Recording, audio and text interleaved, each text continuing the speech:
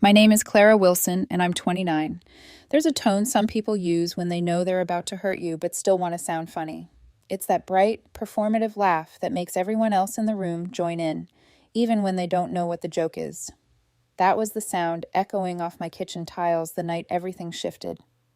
Ryan stood by the counter, drink in hand, surrounded by his three best friends, Tiffany, Brianna, and Sophie, his so-called crew.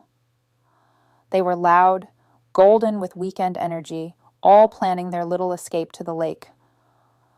My house, our house, technically mine, had become their pre-party venue. I was stirring pasta sauce, still in my work shirt, when he said it. "Stop acting like we're married, Clara. You don't get a say in where I go or who I'm with." The words landed softly, almost playful. Everyone laughed. Tiffany even clapped. Brianna threw her head back like she was at a comedy show. And me? I just smiled. Because I knew if I opened my mouth, I'd either cry or break a plate. I looked at Ryan, the way he leaned against the counter like he owned the air in the room, not the lease, and realized something that chilled me more than anger ever could.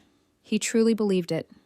The same man who spent 6 months living under my roof, using my Wi-Fi, my groceries, my late-night comfort, thought partnership meant performance. He was the star, I was the audience. He took a sip of his drink, oblivious, and kept talking. "Babe, it's just a weekend at the lake. Chill. You trust me, right?" There it was again, that word trust used like a shield. I nodded, pretending the sauce needed my attention more than he did. "Of course," I said softly. "Have fun," he winked, mistaking surrender for grace. When the girls arrived fully, the house became noise, perfume, laughter, the tap-tap of heels against my floor. Tiffany rolled her eyes when she caught me wiping sauce off the counter. "Oh my God, Clara, he's not 12, she snickered. "You don't have to clean up after him." Ryan laughed too loudly. "See, they get it." Something inside me shifted then, quietly, like a picture frame tilting on a wall. They left 15 minutes later, sweeping out in a cloud of perfume and mock sympathy. "Don't wait up," Brianna sang. When the door clicked shut, the silence spread like warm oil. I stood in my kitchen, the smell of burnt garlic mixing with the sharp bite of something unspoken. My hands were trembling, but not from anger, from clarity. I looked around at my house. Beige pillows that weren't mine. Art he picked out because it matches the vibe. Candles that smelled like someone else's idea of happiness. This wasn't home anymore. It was a showroom for someone else's life. And then I laughed. Soft, quiet, the kind that lives somewhere between pain and revelation. "Stop acting like we're married," he'd said. "All right." I turned off the stove, washed my hands, and looked out the kitchen window. Across the street, Mrs. Gable, my 82-year-old neighbor, was pruning her rose bushes even though the sun had already dropped. She raised a hand in greeting. I smiled back, something flickering behind my ribs. A thought, not fully formed yet. Maybe it started there, under that dusk light. Maybe revenge doesn't begin with anger. Maybe it begins with permission. Because that night, I gave myself mine, to stop acting married, to stop waiting, to start reclaiming every inch of the life I'd made too small for myself. I wiped my hands on a towel, walked into the living room, and stared at the photo of us on the wall. Ryan smiling, me leaning in, the caption in my head reading, "Try harder." I took it down. When the nail clinked against the hardwood floor, it sounded like punctuation, a quiet full stop. Tomorrow he'd leave for the weekend. And I'd finally begin mine. Morning light always told the truth, faster than people did. It hit the empty side of the bed like an accusation. "You've been sharing your space with someone who never really moved in. He just unpacked his ego." Ryan's duffel bag was already by the door, zipped, leaning against the wall like it couldn't wait to leave. I made coffee, the kind he said tasted like burnt ambition, and stood by the window watching his car pull out of the driveway. The sound of the engine fading was the cleanest silence I'd heard in months. I should have cried. Instead, I smiled. By the time the clock hit 9, I was sitting on the front porch of my neighbor's house, balancing a lemon loaf on my knees like an offering. Mrs. Gable was already waiting for me. Pink housecoat, gardening gloves, and a look that said she'd been expecting this. "Darling," she said, squinting at me over her glasses, "you've got that face. The face a woman gets when she finally decides to stop apologizing." I laughed, short, shaky. "You could say that. I just need a little theater help." She set her pruning shears down like she was putting away a weapon. "Now you're speaking my language." I told her everything. The fight, the laughter, the humiliation. I didn't need to dramatize it. Truth was already cruel enough. When I repeated Ryan's words, "Stop acting like we're married," her eyes went wide with a kind of moral outrage that could only come from someone raised on 1950s soap operas. "The nerve," she hissed. "And under your roof?" I nodded, watching her garden shimmer in the light. "I don't want revenge," I said quietly. "I just want to set the stage differently when he comes back." Her lips curved. "Ah, poetic justice, a favorite of mine. What did you have in mind?" That was how Operation Reclaimed Home began. 2 women, 1 notebook, and a pot of oversteeped tea. While Mrs. Gable rehearsed her lines, I started sorting Ryan's things.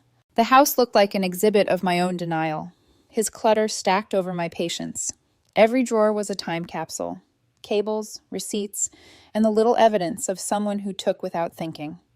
I got boxes, labeled them with precision and quiet humor. Everyday clothes, for the boy who lived here every day. Fancy clothes for events I wasn't invited to. Photography gear, aka evidence of chaos. Misty sea, charm, and half-truths. Each label was a small exorcism. By noon, I'd filled 5 boxes and unearthed 2 old photo frames.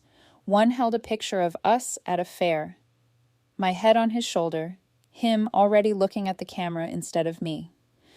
I stared at it for a long moment before sliding it into a box marked "for disposal."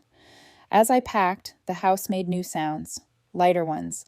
The air moved easier, like it had been waiting for permission too. Around 3, Mrs. Gable knocked on the door, carrying a script she'd handwritten. "My cues," she said proudly. "Oh my, Ryan dear. Is that you? See, I've got range." I couldn't help laughing. "You're a natural." "Darling, I taught high school theater for 30 years, she said. "If there's one thing I know, it's timing." Her energy made the whole thing feel less like revenge and more like art, a reclamation project. By sunset, I'd cleared the last of his things from the closet. Just one empty hanger remained, swinging slightly in the draft. A tiny applause for what I'd done. I sat on the floor, surrounded by boxes, breathing hard but light. For months, I'd thought control meant clinging. Now I realized it meant release. When the movers came the next morning, I handed them the boxes like gifts. "Where to, ma'am?" one asked. "Storage unit," I said. "Label it under past tense." They didn't get the joke, but it made me smile all the same. When they drove off, the house looked bare, but not empty. Bare has potential. Bare is honest. I walked through each room, fingertips brushing along clean surfaces, sunlight chasing me from wall to wall. In the living room, I found one of Ryan's old mugs, cracked, handle chipped, with the words, "Adventure awaits." I stared at it for a long time before setting it in the trash. "Adventure does," I whispered. "Just not for you." Outside, I saw Mrs. Gable watering her roses, humming. She looked up and gave me a thumbs up. The first act was complete. I had no idea what the weekend would bring yet, but for the first time I felt a strange peace humming in the walls. A woman's silence can be louder than any argument, especially when it's followed by movement. I brewed tea, sat on the couch, and watched the sunset pour through the window like a promise. "Scene 1, I murmured. "Wrapped." By Saturday morning, the house had started breathing differently. It no longer sighed under the weight of Ryan's presence. It exhaled. Slow, clean, unhurried. I woke up early, sunlight pouring through the half-open blinds, and felt a strange, unfamiliar quiet, the kind of silence that isn't empty, but waiting. Coffee first, then music. I put on an old vinyl my mom used to play when she cleaned. Nina Simone humming about freedom in a voice that made the air hum back. The first thing to go was the beige. Beige rug, beige cushions, beige art, that endless monotone of compromise. I rolled it all up one by one and felt my pulse quicken. Freedom has a sound. It's the scrape of furniture being dragged by one person who's decided she doesn't need help. By noon, sweat streaked my forehead, paint flecks marked my jeans, and the room no longer looked like a waiting room for someone else's comfort. I stood in the middle, holding a roller dripping with sea green paint, and whispered, "Mine." I didn't realize until then how much space I'd surrendered. Ryan's taste had crept in piece by piece. "Neutral is timeless," he used to say, as if color were chaos and chaos were feminine. I was done with timeless. I wanted proof of life. So I went out, bought things that didn't match: a yellow armchair from a thrift store, a mismatched lamp with a crooked shade, a secondhand pinball machine that lit up but didn't actually work. When I came home, the house smelled like paint, lemon cleaner, and something new. Possibility.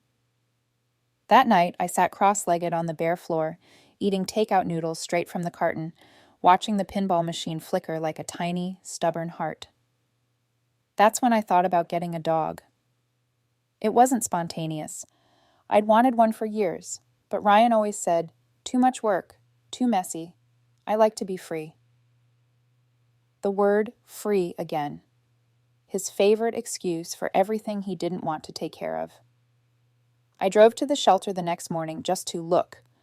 Everyone says that before they fall in love. His name was Gus, a 120-pound St. Bernard with a head the size of a basketball and eyes like melted chocolate. The volunteer said he'd been abandoned twice. Too loud, too drooly, too much. Sounded familiar. When I walked toward his kennel, he wagged his tail once and leaned his weight against the door. It creaked, like it was about to open by itself. An hour later, he was in the passenger seat, drooling on the window while I signed the adoption papers.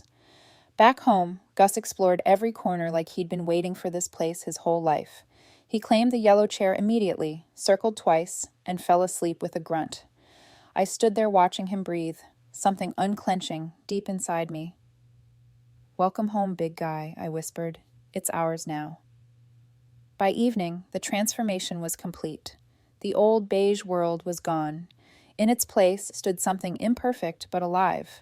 A home with color, laughter, and the low rumble of Gus snoring against the sofa. I walked to the kitchen window. Mrs. Gable was out in her yard clipping roses again. She looked up, saw Gus, and laughed so hard she had to hold her watering can for balance. "Darling," she called, "that beast could eat your ex in one bite." "Let's hope he doesn't get the chance," I said, laughing back. When the sun went down, I poured a glass of wine and sat on the couch beside Gus. The light from the pinball machine flickered blue and gold across the walls. The house looked nothing like it did 2 days ago. I opened my phone. One notification blinked. A text from Ryan. R. On our way back tomorrow night. Miss me? I stared at it for a long time, then deleted it. The air hummed. Gus snored louder. Somewhere inside, the old ache of needing to respond dissolved into something quieter. Peace. Sunday morning, I woke to the sound of Gus's nails tapping across the floor. My new alarm clock. I cleaned the counters, changed the Wi-Fi name to Get Your Own Connection, and brewed tea. And the scent filled the house, sharp, citrusy, defiant. By evening, everything was ready. The key had been changed. The boxes gone. Mrs. Gable rehearsed her lines one last time on the porch. "Showtime," she said, winking. I smiled, petting Gus's head as the first hint of headlights glimmered down the street. The kettle clicked off in the kitchen. The lights glowed soft and warm. The stage was set. "All right," I whispered. "Let's see how freedom feels when it's mutual." Sunday night smelled like rain and reckoning. Gus had fallen asleep beside me on the couch, his head heavy on my lap, his snores steady as thunder under a blanket. The house glowed softly in lamplight, sea green walls shining like calm water, Every corner hummed with ownership. Then my phone buzzed. Doorbell camera alert. Motion detected. I picked it up. There she was. He was. Ryan, standing on my porch with his duffel bag slung over his shoulder, humming like the weekend had gone exactly as planned. He looked tanned, relaxed, confident, the kind of confidence that comes from assuming the world will always open the door for you. He tried his key. The deadbolt held. He frowned, jiggled the knob, tried again. From my side of the glass, I stayed quiet. Gus raised his head, gave one single deep growl, then settled again, like he understood the show was about to begin. Ryan knocked. "Clara, you locked the top bolt again?" I didn't move. I wanted to see what he'd do when reality didn't obey him. After another minute, his tone changed. Light irritation giving way to disbelief. "Clara, what's going on? My key isn't working." Then came the pounding. Harder. Desperate. I muted my phone's notifications. Watched in silence as he pulled his own from his pocket, dialing me. The screen lit up. I let it ring, then declined. Again. Decline. Again. Decline. After the 5th try, he stopped calling and started talking to himself. "What the hell?" That was Mrs. Gable's cue. Her porch light flicked on next door. She stepped out wearing her robe, holding her watering can like a prop. "Oh, my stars! Ryan, dear, is that you?" she called, her voice carrying that perfect blend of surprise and theater. He turned, startled. "Oh, Mrs. Gable, yeah, it's me. My key's jammed or something. Is Clara home?" She squinted, pretending confusion. "Home? Oh, yes, I believe she is. She's had the most marvelous weekend. A real transformation," she said. Ryan blinked. Transformation? Mrs. Gable leaned on the railing, conspiratorial. "Yes, she told me you two aren't married, and that you don't get a say in what she does. So she decided to celebrate her freedom, redecorated everything. It's a proper woman's home now, very vivid." Ryan's face twisted. "What are you talking about?" "Well, she told me herself," Mrs. Gable continued, hand to heart. "Said she's done acting like a wife to a man who doesn't want to act like a husband. And oh, she got herself a companion, a great big handsome boy, loyal, quiet, and doesn't talk back." Right on cue, Gus barked once, deep and echoing through the glass. Ryan jumped. "Is that a dog?" Mrs. Gable smiled sweetly. "Indeed it is. A Saint Bernard. His name's Gus. You'd adore him if he didn't already adore her." Ryan's mouth opened, then closed again. The silence between them was delicious. He pulled out his phone. Texts started popping up on mine, one after another. R. What the hell is this? R. Why are my things gone? R. Open the door, Clara. R. This isn't funny. R. Where's my stuff? I typed one message. Short, clean, final. "You said to stop acting like we're married. You said I don't get a say. So this is me agreeing. Your belongings are safely stored at 21 Storage Lane, Unit 14, Code 000. You have 1 month. Take care, Ryan." Then I blocked him. Outside, I watched through the window as he read the message. His expression shifted, disbelief to rage to something smaller, the kind of small you get when the audience stops clapping. He shouted something, but the glass caught it and threw it back at him as silence. Mrs. Gable, ever the professional, gave one final line. "Good night, Ryan dear. Give my regards to Freedom." Then she went inside, porch light snapping off like a curtain call. Ryan stood there for a moment longer, fists clenched. Then he hurled his phone into the yard, muttered a curse, and stormed down the street. I watched him disappear into the night, the same night he once said belonged to him. Gus sighed, resting his chin on my knee. I stroked his fur and exhaled slowly. For the first time, the air in that house felt honest. Not peaceful, exactly. Not yet, but honest. I leaned back, eyes on the ceiling, and whispered to the quiet, "You said I don't get a say." So I finally stopped asking for one. The storm had passed. The play was over. Now came the stillness. the kind that follows after you've taken your life off mute. A month later, I could still hear the echo of that night whenever I passed the front door. The ghost of Ryan's fists, the silence that answered him. But the echo no longer hurt. It had turned into rhythm. A heartbeat that belonged to the house now, not him. Freedom, it turned out, wasn't glamorous. It was quiet. It was a sink full of my own dishes, the smell of dog shampoo on laundry day, the hum of the pinball machine I still hadn't bothered to fix. It was mine. The fallout came fast. By Wednesday, Ryan's friends, the self-appointed trio of opinion, had turned social media into a stage. Sad quotes, filtered sunsets, stories about being betrayed by controlling partners. Tiffany posted, "Some men just can't handle an independent woman." I laughed out loud when I saw it. The irony of being accused of control by people who once told me not to speak. Mrs. Gable called it public rehearsal. "They're not even good actors," she said over tea. "Bad script, weak direction."